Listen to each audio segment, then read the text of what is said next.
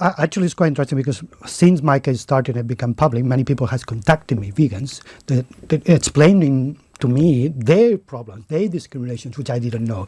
It's far more widespread than I thought. For instance, it could be issues as simple as you're not provided the food that you're required to do your job. Everybody else in the company got that food provided by the employer and you're not, and you have to work hungry or you have to pay your own food. This is a level of discrimination. Or the way that the employer might provide you a uniform that contains leather, and they could easily provide you one for you that doesn't, contains an alternative, but the employer might refuse to do that. And now you could say, no, I'm protected in the same way than anybody that is a disabled person, or for gender reasons, for age reasons. And it might go beyond employment. It might go into the provision of services. In hospitals, you're a patient, you're just there in a bed and you're not provided vegan food and you're vegan. Because you could say, if you're lying on a hospital bed, is this an ethically vegan sound bed that I'm on?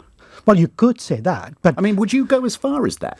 Well, if you've got a woolen blanket being pulled up in a hospital over you, would you say no? Yes, I would say no, and they would say, please, can you produce to me another type of blanket? And they will, because there are many other type of blankets. The sheets will be fine, the bed will be fine. Most of the time, there is a solution when you address it. It's not that veganism is only can be vegan if you live in another planet. You can be vegan in this planet. And this is all about the protection for you of animals. It's all about animals for me, because that's how I become a vegan for. And most ethical vegans will follow the same principles.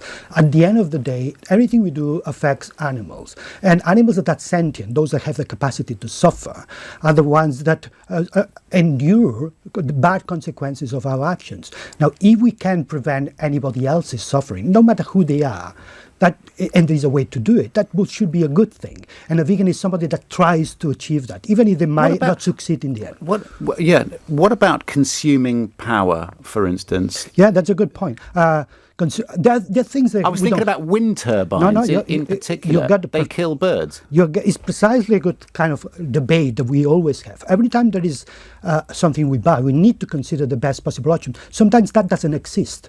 Power, funny enough, there is a company, I'm not going to mention just not to give them any favor with this, a company that produces power that is certified as vegan-friendly by the Vegan Society. Which one is that? It's okay. I don't want to give them extra publicity anyway, but because I want everybody else's. You're so switched on, aren't you? Yeah. No, but I mean, I should be. But what they do is don't use biofuels that comes from animal agriculture to burn them and produce electricity as other companies do. It must be so complicated to go about your daily business. It's as complicated as deciding what you're going to wear every day. You have to make that decision, deciding what you're going to buy every day. So it's the only difference. I don't even want to think about it. I pull on a shirt and I don't think, well, what, but you know, I do the same thing. I wear a leather belt. I don't think, well, what? I do the same thing. All my clothes at home are already vegan, so I only have to take them from the place. Okay, fine. Once you make that decision, you buy the product. That's it. It's a habit. You have it. It's your new lifestyle. So the transition might be a bit different, but once you develop the habit, it's like anybody else's. I can't remember what I was doing before. Yeah. So it becomes everything at home is fine. Every time I travel, that decision where I take it takes me 30 seconds, 20 seconds. I don't know what relationships you have in your life, personal relationships. Would you ever kiss a non-vegan? Good question. I would say, depends what the case means, but I would say I will never date a non-vegan. I will never have a relationship with a non-vegan. I will never live in a house with a non-vegan. But sometimes a kiss might be a nice thing to do for somebody that needs it. Jordi, I would not deny that. What if you fall in love with somebody and they happen to eat meat? Look, you can't deny yourself that love. If I fall in love, then that love will control my actions, not my mind. But as long as I have control of my mind, I will choose the right thing. I would just kill you, wouldn't it? If you fell in love with a non-vegan, it would just kill you. It might happen. And then I'll tell you how I deal with it. Yeah. Come back and say that.